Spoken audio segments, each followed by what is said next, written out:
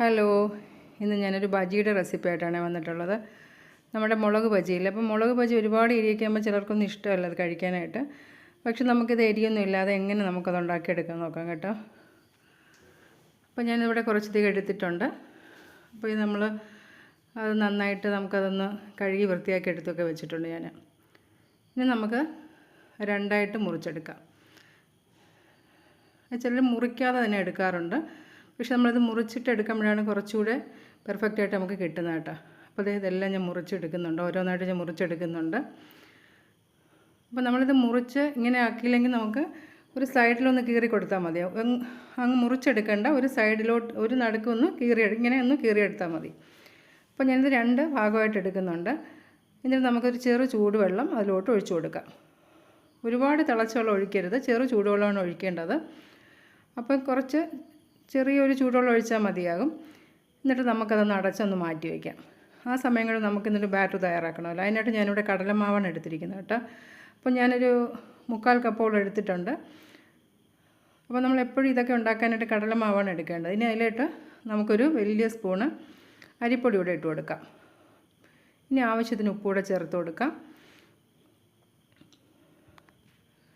അപ്പോൾ ഈ അരിപ്പൊടിയൊക്കെ ചേർക്കുമ്പോഴാണ് അതിന് നല്ലൊരു പെർഫെക്റ്റ് കിട്ടുക. ഇനി നമുക്ക് കുറച്ച് മുളക് പൊടി ചേർത്ത് കൊടുക്കാം കേട്ടോ.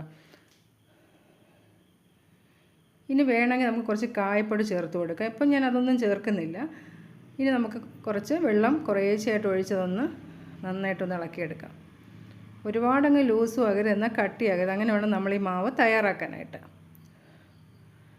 അപ്പോൾ നമുക്കൊരു സ്പാച്ച് എന്തെങ്കിലും ഉപയോഗിച്ച് നന്നായിട്ടിതൊന്ന് കട്ടയില്ലാതെ ഒന്ന് നന്നായിട്ടൊന്ന് ഇളക്കിയെടുക്കാം. ഒട്ടും കട്ടയില്ലാതെ വേണം നമ്മൾ ഇളക്കിയെടുക്കാം കേട്ടോ. ഇതേ നന്നായിട്ട് ഞാൻ കലക്കി എടുത്തിട്ടുണ്ട്. ഇനി നമുക്ക് അതിലേക്ക് സോഡാപ്പൊടിയിൽ അതൊരു 1/4 ടീസ്പൂൺ ചേർത്ത് കൊടുക്കും. ഒരുപാടങ്ങ് കൂടരുത്, എന്നാൽ എണ്ണ കുടിക്കും. ഇനി നമുക്ക് പെരിഞ്ജീരകപ്പൊടിയാണ് അതുകൂടെ ചേർത്ത് കൊടുക്കാം. ഇനി എല്ലാം കൂട്ടിയിട്ട് നന്നായിട്ട് വീണ്ടും നമുക്കതൊന്ന് ഇളക്കിയെടുക്കാം. സോഡാപ്പൊടി കൂടിയാൽ അത് ഒരുപാട് എണ്ണ കുടിക്കും, അതുകൊണ്ട് കുറച്ചേ ചേർക്കാവും. ഇത് നമ്മുടെ ബാറ്റർ തയ്യാറായിട്ടുണ്ട് കേട്ടോ. അപ്പോൾ നമുക്കിത് നന്നായിട്ടത് പെർഫെക്റ്റായിട്ട് കിട്ടിയെന്ന് അറിയാൻ നമുക്കൊരു സ്പൂൺ ഉപയോഗിച്ചിട്ട് നമുക്കിതൊന്ന് ഇങ്ങനെ നോക്കി നോക്കാം. അപ്പോഴേക്കും അതിൽ പറ്റി പിടിച്ചിരിക്കും. ഒട്ടും മാവ് ഇല്ല എന്നുണ്ടെങ്കിൽ എങ്ങനെയാണ് അത് മാവ് റെഡിയായില്ലെന്നാണ്. എന്നാൽ മാത്രമേ നമ്മൾ മുളകിൽ ഈ മാവ് നന്നായിട്ട് പിടിക്കുകയുള്ളൂ കേട്ടോ. ഈ ഒരു പരുവത്തിന് വേണം നമ്മൾ മാവ് റെഡിയാക്കി എടുക്കാനായിട്ട്. കണ്ടോ, ഇതുപോലെ നമ്മൾ മാവ് റെഡിയാക്കി എടുക്കണം.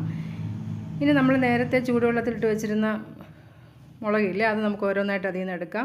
ഒരുപാട് തിളച്ച വെള്ളം ഒഴിച്ച് കളയരുത്. ഇനി നമുക്ക് അതിലുള്ള അരി അങ്ങ് മാറ്റിക്കളയാം. നിങ്ങൾക്ക് എരി വേണമെന്ന് ഉണ്ടെങ്കിൽ നിങ്ങൾ അരി മാറ്റണ്ട. കുട്ടികൾക്കൊക്കെ കഴിക്കാനാണെങ്കിൽ അത് നമുക്ക് അരി മാറ്റി കൊടുത്താൽ ഒട്ടും ഇതിൽ എരിവ് ഉണ്ടാവുകയില്ല.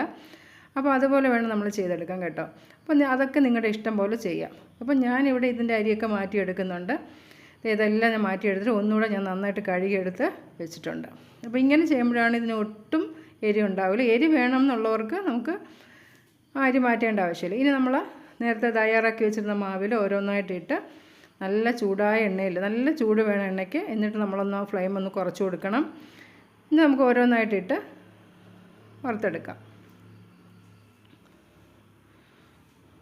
ഇത് മുറിക്കണം എന്നുള്ളവർക്ക് മുറിച്ചും എടുക്കാം. ഇപ്പം ഞാൻ 2 പീസായിട്ടാണ് എടുത്തിരിക്കുന്നത്. ഇത്രയും വലിപ്പം വേണ്ട എന്നുണ്ടെങ്കിൽ ഓരോന്നിനെ ഒരു 4 കഷ്ണമായിട്ട് മുറിച്ചെടുക്കാം, വലുതാണെങ്കിൽ. അപ്പോൾ ഞാൻ ഓരോന്നായിട്ട് അതിലോട്ട് മാവിൽ മുക്കി അതിലോട്ട് ഇടുന്നുണ്ട്. അതുപോലെ എണ്ണ കുറച്ച് മുങ്ങി നിൽക്കണം. നമ്മളിതിടുമ്പോൾ നന്നായിട്ടത് മുങ്ങി നിൽക്കണം. അങ്ങനെ വേണം നമ്മൾ എണ്ണ ഒഴിച്ചു, അല്ലെങ്കിൽ എണ്ണ കുടിക്കും. അപ്പോൾ അതുകൂടെ നമുക്കത് ഞാൻ 3 എണ്ണം ഞാൻ എൻ്റെ ആ പാത്രത്തിൽ ആവശ്യമായിട്ടുള്ള ഒരു 3 എണ്ണം ഇട്ട് കൊടുക്കുന്നുണ്ട്. ഇനി നമുക്കത് തിരിച്ചും മറിച്ചുമൊക്കെ ഇട്ട് ഒന്ന് മൂപ്പിച്ചെടുക്കാം. ഒരുപാടങ്ങ് കരിഞ്ഞു പോരുത്, എന്നാൽ നല്ലൊരു ഗോൾഡൻ ബ്രൗൺ നിറമാവുകയും വേണം. എന്നാൽ മാത്രമേ നല്ലൊരു ടേസ്റ്റ് കിട്ടുകയുള്ളൂ കേട്ടോ. അപ്പോൾ ഇതിൽ ഒട്ടും എരി ഉണ്ടാവില്ല. അപ്പോൾ ഞാൻ പറഞ്ഞ പോലെ നിങ്ങൾ ആ ചൂടുവെള്ളത്തിലിട്ട് വെച്ചിട്ട് അതിൻ്റെ അരിയൊക്കെ മാറ്റുകയാണെങ്കിൽ ഒട്ടും എരിവ് കാണുകയില്ല. അപ്പോൾ നമ്മുടെ ബജി റെഡി ആയിട്ടുണ്ട്. അപ്പോൾ ഇതിന് കഴിക്കാനായിട്ടൊരു സോസ് കൂടെ ഞാൻ തയ്യാറാക്കിയിട്ടുണ്ട് കേട്ടോ. അപ്പോൾ അത് അടുത്ത വീഡിയോയിൽ ഞാൻ അപ്ലോഡ് ചെയ്യുന്നതാണ്. അപ്പോൾ നമ്മുടെ ബജിയെല്ലാം ഞാൻ റെഡിയാക്കി എടുത്ത് വെച്ചിട്ടുണ്ട്. നല്ല ടേസ്റ്റാണ്. നിങ്ങൾ ഇതുപോലെ ഒന്ന് ട്രൈ ചെയ്ത് നോക്കണം കേട്ടോ. മാവൊക്കെ അതുപോലെ തന്നെ ചെയ്ത് നോക്കൂ, നല്ല പെർഫെക്റ്റായിട്ട് നമുക്ക് കിട്ടും. അപ്പോൾ നിങ്ങൾക്ക് എല്ലാം ഇഷ്ടമായില്ലെങ്കിൽ എല്ലാവരും ഷെയർ ചെയ്യാനും ലൈക്ക് ചെയ്യാനും ഒന്നും നിങ്ങൾ മറന്നു പോകരുത് കേട്ടോ.